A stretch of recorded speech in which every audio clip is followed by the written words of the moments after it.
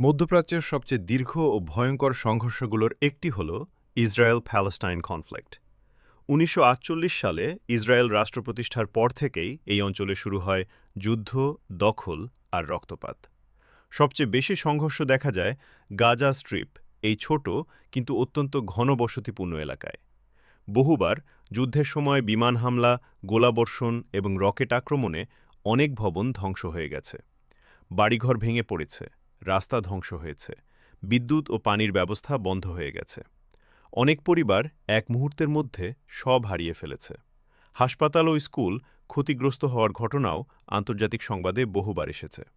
মানবাধিকার সংস্থাগুলো যেমন ইউনাইটেড নেশনস এবং অন্যান্য আন্তর্জাতিক সংগঠন যুদ্ধের সময় সাধারণ মানুষের ক্ষয়ক্ষতি নিয়ে উদ্বেগ প্রকাশ করেছে।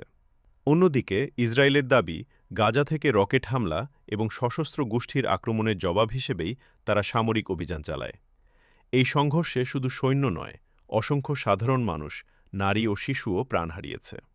ধ্বংসস্তূপের নিচে চাপা পড়া শহর, ভয়ে পালিয়ে যাওয়া মানুষ আর শেষ না হওয়া প্রতিশোধের চক্র, এই দৃশ্য বহু বছর ধরে চলছেই।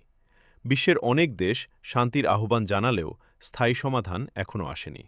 এই কারণেই ইসরায়েল-ফিলিস্তিন সংঘর্ষকে বলা হয় আধুনিক বিশ্বের সবচেয়ে জটিল এবং সবচেয়ে কষ্টের যুদ্ধগুলোর একটি।